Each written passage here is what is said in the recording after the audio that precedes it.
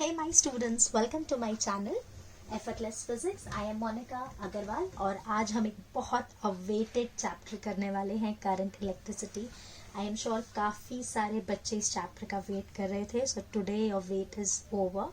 अभी अपन स्टार्ट कर रहे हैं इलेक्ट्रिक करंट के बारे में. So what is current? Current is charge upon time. ये आप सबको पता है, Q बाई टी. Q क्या होता है? Charge is number of electron into charge of each electron. ये भी आपको पता ही होगा. इलेक्ट्रॉन का वैल्यू होता है बेटा 1.6 इंटू 10⁻⁻19 कूलम. ये एक इलेक्ट्रॉन का चार्ज है. ये आप इसको ऐसे भी लिख सकते हो, I is equals to dq by dt. ये आप सब ने ओम्स लॉ पढ़ा होगा.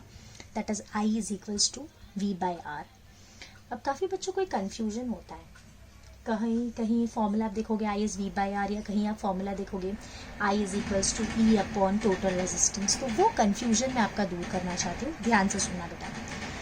ये देख, यहाँ पे हमने बैटरी कनेक्ट की है और इस सर्किट में है इंटरनल रेजिस्टेंस स्मॉल r, एक एक्सटर्नल रेजिस्टेंस कैपिटल R1 और दूसरा एक्सटर्नल रेजिस्टेंस R2. अब यहाँ पे अगर आपको सपोज इस पॉइंट, यानी मैं नाम दे देती हूँ E, B, C, D और E. तो अगर सपोज देखो BC के अक्रॉस जो पोटेंशियल है वो पता है और उसके अक्रॉस जो रेजिस्टेंस है वो पता है, तो आप फॉर्मूला क्या लिख सकते हो? I is equals to V1 by R1. अगर आपको CD के अक्रॉस जो पोटेंशियल दिया है वो पता है और रेजिस्टेंस पता है, तो आप ये भी लिख सकते हो I is equals to V2 by R2. लेकिन सपोज आपको उन दोनों पॉइंट्स के अक्रॉस जो पोटेंशियल है वो नहीं पता, या आपको रेजिस्टेंस नहीं पता, सपोज आपको V1 और V2 नहीं पता, तो आप कैसे फॉर्मूला लिखोगे? तो उसके बेटा यूज करते हैं I is equals to EMF. Basically बोलो so that is the net EMF divided by the net resistance of the circuit. That is the total resistance. यहाँ ऐसा नहीं होता. यहाँ क्या होता है, उन दोनों पॉइंट्स के बीच में कितना पोटेंशियल डिफरेंस है, उन दोनों पॉइंट्स के बीच में क्या रेजिस्टेंस है, सिर्फ वही लेना है.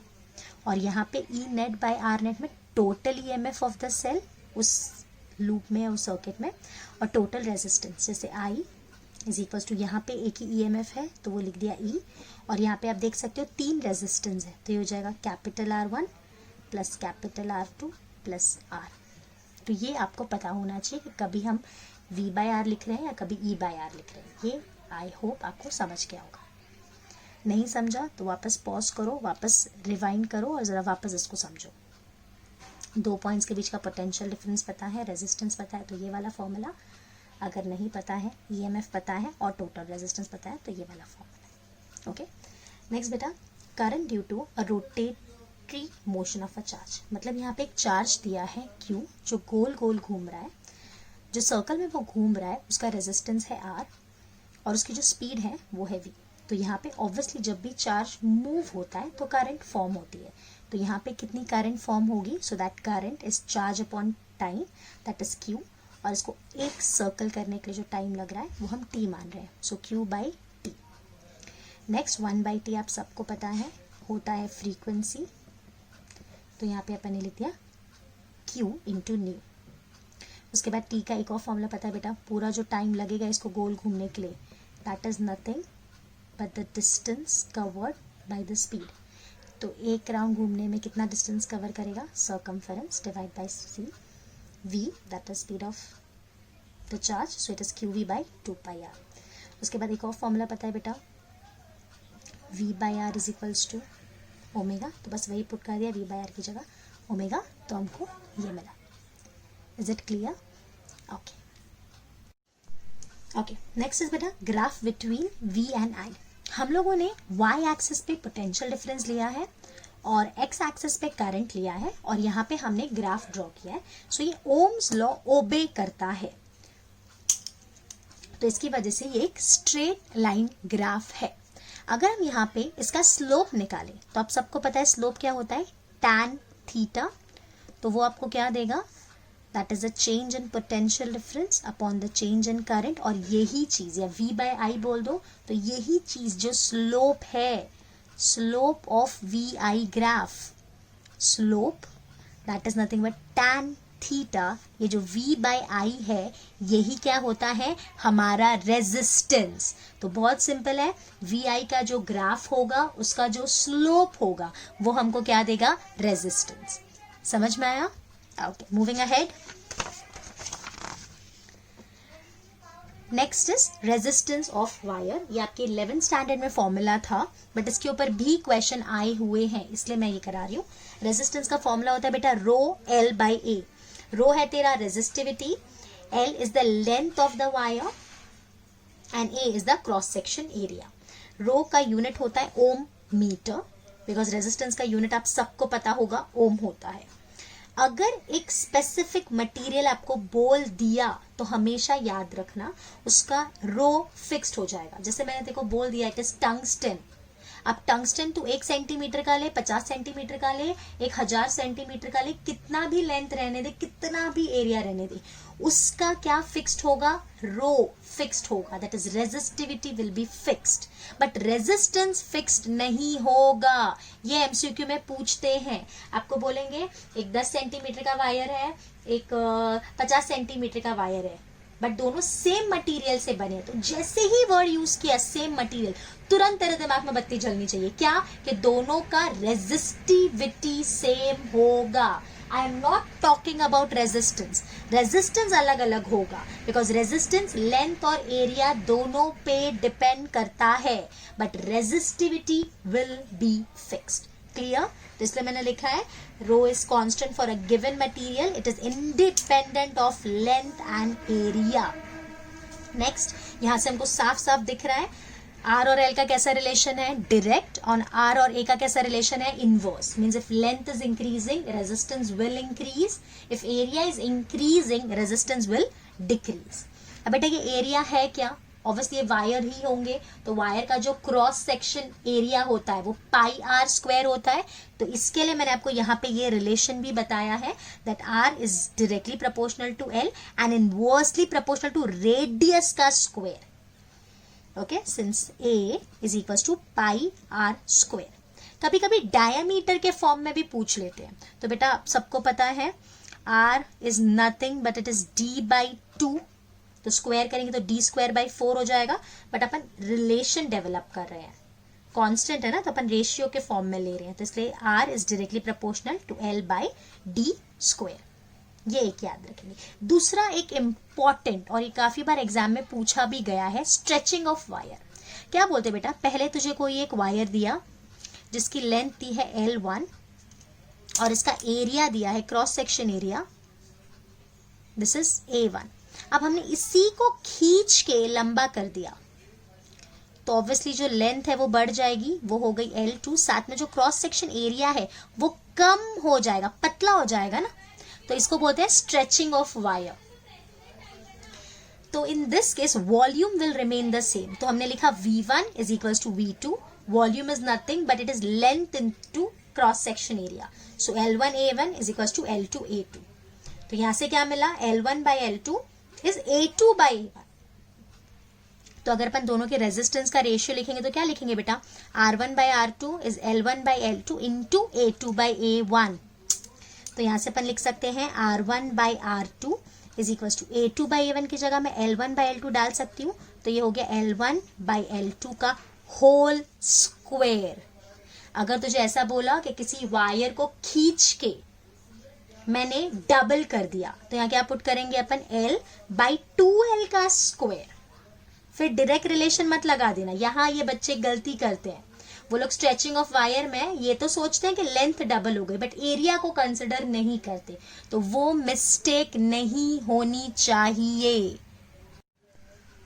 तो फिर similarly R1 by R2 can also be written as A2 by A1 the whole square. उसके बाद अगर हम रेडियस के फॉर्म में लिखेंगे, so R2 by R1 raise to 4 and R1 by R2 is equal to D2 by D1 raise to 4।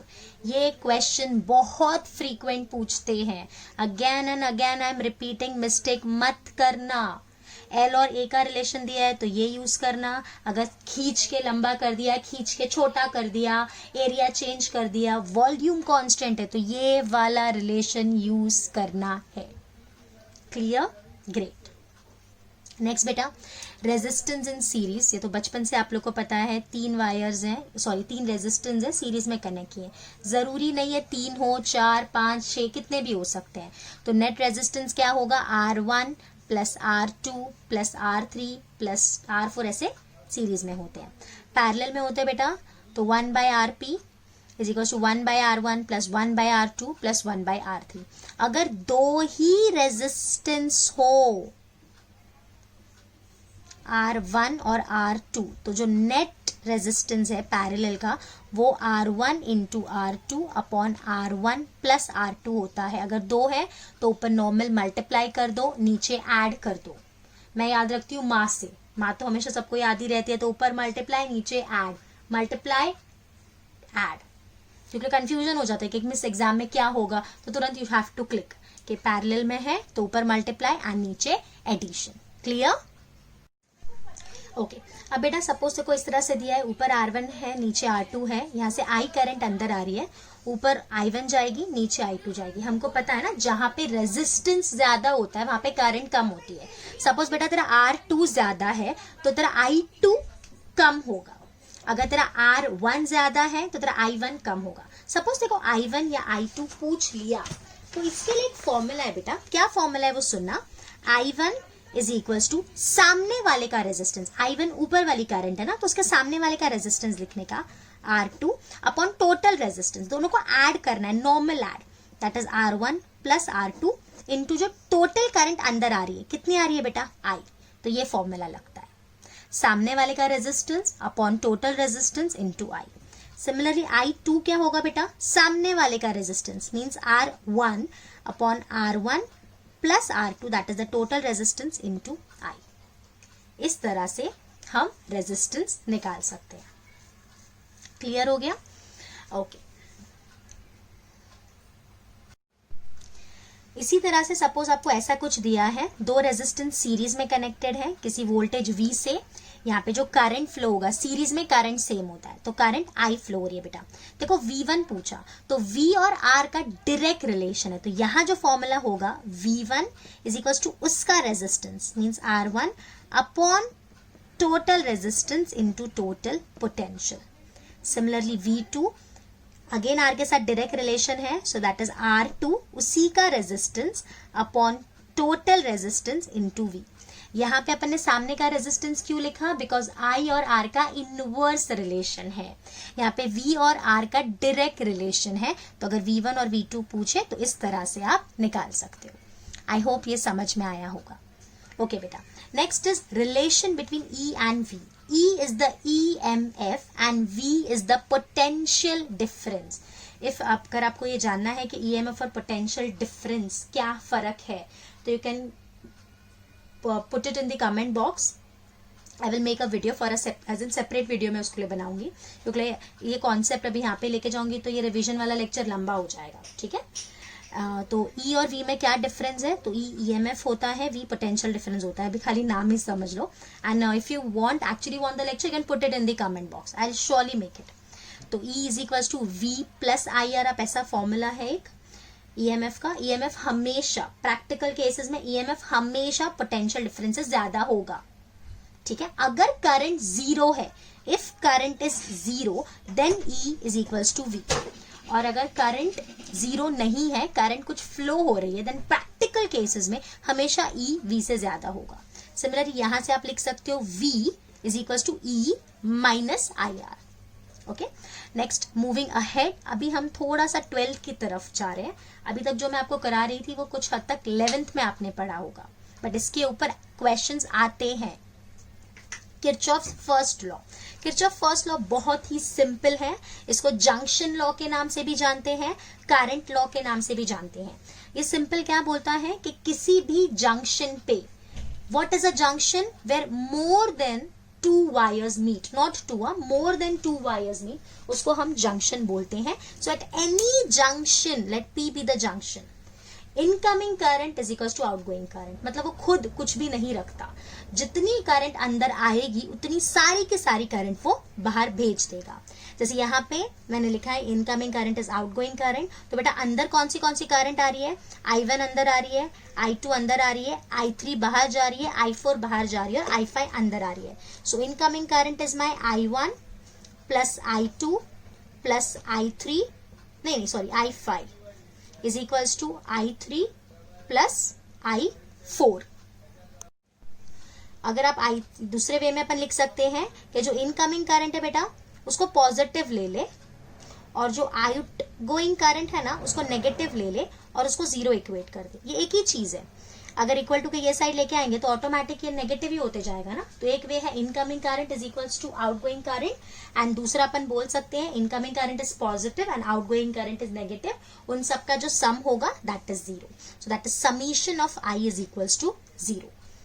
This is based on conservation of charge. ये पूछते हैं और बच्चे यहां भी गलती कर देते हैं क्योंकि पढ़ा है पहले। मैं ऐसा नहीं बोल रही आपने कुछ नहीं पढ़ा हुआ, पढ़ा होगा पर वो याद नहीं रहता है। और एक और चीज, मैं टेलीग्राम के इसके नोट्स डालती जा रही हूं, तो प्लीज वहां पे जाके अगर आप नहीं लिख पा रहे हो, टाइम नहीं है, तो don't worry, you can easily go to the link I have mentioned in this. तो आप इजीली वहां जाओ, टेलीग्राम पे PDF फॉर्मेट में है, उसको आप लोग डाउनलोड कर लो और every day I will say you every day just revise the formulas. मैंने पिछले वीडियो में भी बोला था the paper is going to be really really easy. ठीक है, चलो आगे बढ़ते हैं। Next is Kirchhoff second law, that is nothing but the voltage law. What does the voltage law say that the summation of the EMF plus the summation of the potential difference, sorry मैंने यहाँ पे I लिख दिया है, that is nothing, summation of the I नहीं आएगा, summation of V is equals to zero, या तो आप समीशन ऑफ IR भी लिख सकते हो। In a closed loop, in a closed loop, in a closed loop. So in a closed loop the summation of EMF plus the summation of potential difference is equals to zero। यहाँ पे कुछ sign conventions हैं जो आपको समझने हैं। बेटा suppose हम यहाँ से आ जा रहे हैं फ्रॉम लेफ्ट टू राइट और करंट भी इस डायरेक्शन में जा रही है। अगर हमारा और करंट का डायरेक्शन सेम है तो आएगा -I into R। अगर अपना और करंट का डायरेक्शन रेजिस्टेंस में सेम है तो -I into R। बेटा अपना और करंट का डायरेक्शन ऑपोजिट है, हम टूवर्ड्स राइट जा रहे हैं और करंट टूवर्ड्स लेफ्ट आ रही है, तो ये हो जाएगा +I into R। इस केस में बेटा हम जा रहे हैं लेफ्ट से राइट और यहाँ पे करंट जा रही है, मतलब बैटरी, हम जिस डायरेक्शन में जा रहे हैं। बैटरी के केस में क्या कर बेटा, तू जिस डायरेक्शन में जा रहा है ना उसमें छोटी डंडी को देख, या बड़ी डंडी, कौन सी डंडी है, लाइन, जैसे आपको पता होगा बड़ी डंडी signify plus and the small signify minus. तो हम जिस डायरेक्शन में जा रहे हैं वो पहले कौन सी डंडी है, छोटी डंडी है, मीन्स इट इज माइनस, तो आप लिखोगे -E, सिंपल।